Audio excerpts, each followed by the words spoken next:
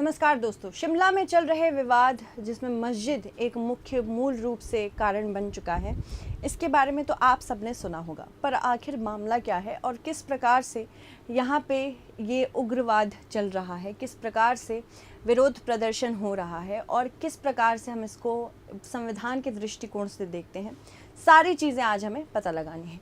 ठीक है, तो देखते हैं हो क्या रहा है, शिमला में क्या विवाद चल रहा है। हाल ही में हिमाचल प्रदेश की जो राजधानी है शिमला, वहाँ पे एक मस्जिद बनाया गया है जिसको बोला जा रहा है कि इसका जो निर्माण है वो अवैध है। और इसी को लेकर बहुत सारे हिंदू संगठन हैं जो कि प्रदर्शन कर रहे हैं। हालांकि प्रदर्शन जब तक आराम से किया जा रहा हो, ये किसी हिंसा में भाग ना लेता हो, साथ ही साथ आराम से मतलब हिंसा में शांत रहे, साथ ही साथ यहाँ पे एक प्रकार की धारणा बनी रहे कि ये जो प्रदर्शन हो रहा है सही चीज़ों के लिए हो रहा है, तब तक तो ठीक है। जैसे ये प्रदर्शन हिंसक हो जाएगा, यहाँ प्रदर्शनकारियों के ऊपर सरकार कुछ भी एक नियम कानून ला सकती है। तो शिमला जो कि राजधानी है हिमाचल प्रदेश की, ये मंडी के साथ अपनी सीमा साझा करती है, साथ ही साथ ये ईस्टर्न हिमाचल प्रदेश के साथ अपनी सीमा साझा करती है।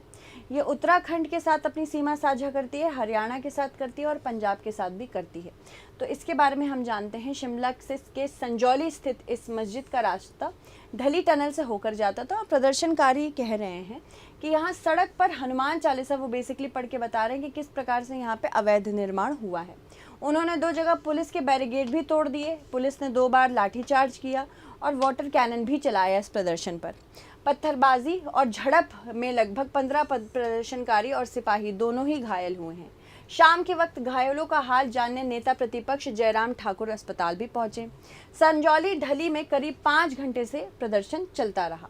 इस वजह से संजौली क्षेत्र में ज़्यादातर जो स्कूली बच्चे थे उनको दिक्कतें हो रही थी और पिछले 10 दिन से मस्जिद को अवैध बताकर विरोध प्रदर्शन किया जा रहा है। ये जो पूरा मसला चल रहा है, इसमें राजनीति भी काफ़ी गर्मा रही है।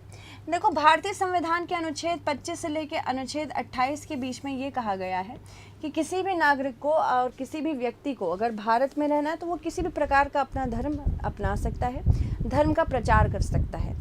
साथ ही साथ वो किसी धर्म को ना अपनाने का भी प्रचार कर सकता है, मतलब वो धर्म भी रख सकता है और वो धर्म को नहीं भी मान सकता है। तो यहाँ पे भारत में हमारा जो सेक्युलरिज्म का कॉन्सेप्ट है वो पॉजिटिव सेक्युलरिज्म है। इसका क्या मतलब है? पॉजिटिव सेक्युलरिज्म का मतलब है कि हम सारे ही धर्मों को मानते हैं और सारे ही धर्मों का इक्वल सम्मान करते हैं। हम थियोक्रेटिक नहीं हैं। थियोक्रेटिक देश वो होते हैं जो बेसिकली एक ही धर्म को सर्वोपरि मानते हैं, जैसे कि नेपाल, पाकिस्तान, बांग्लादेश, ये सारे कुछ ऐसे देश हैं जो एक ही धर्म में मानते हैं।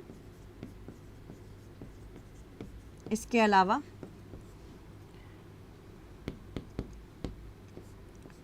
श्रीलंका, म्यांमार भी है। ये सारे कुछ ऐसे देश हैं जो लगातार एक ही धर्म को सर्वोपरि मानते हैं, पर भारत में ऐसा कुछ नहीं है। पॉजिटिव सेक्युलरिज्म नेगेटिव सेक्युलरिज्म से भी अलग है। नेगेटिव सेक्युलरिज्म क्या कहता है? नेगेटिव सेक्युलरिज्म कहता है कि स्टेट और चर्च अलग है।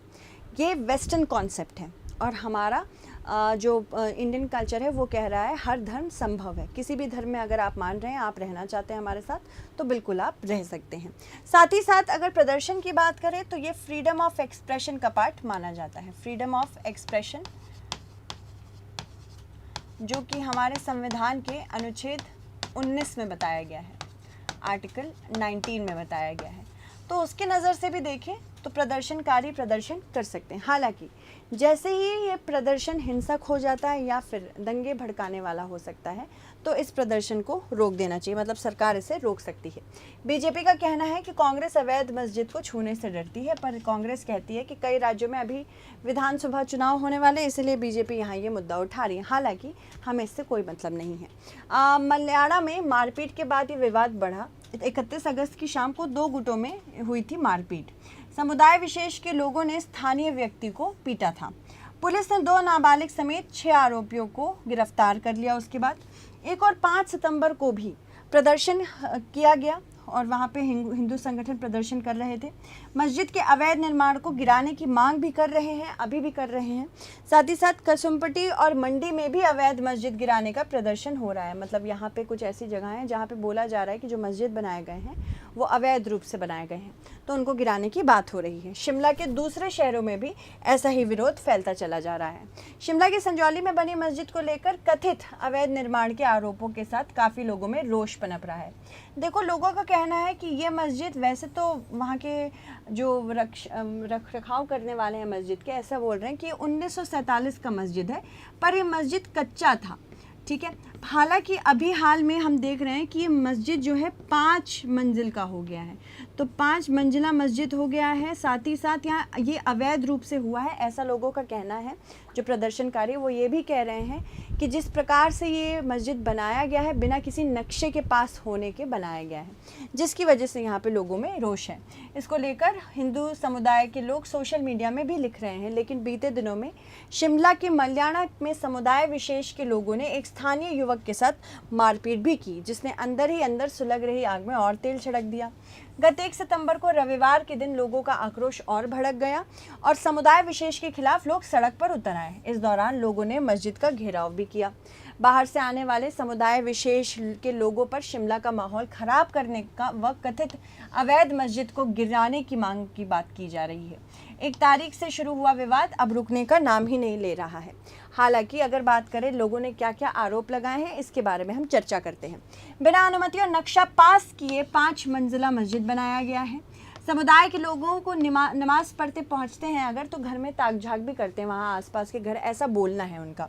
स्थानीय निवासी श्यामलाल बोलते हैं, पहले यहाँ एक छोटी मस्जिद थी और उसमें 2 परिवार भी रहते थे। बाहरी लोगों ने बहुमंजिला मस्जिद बनाई। पहले मस्जिद कच्ची थी और 2 मंजिले की थी, पर अब ये पक्की हो गई है।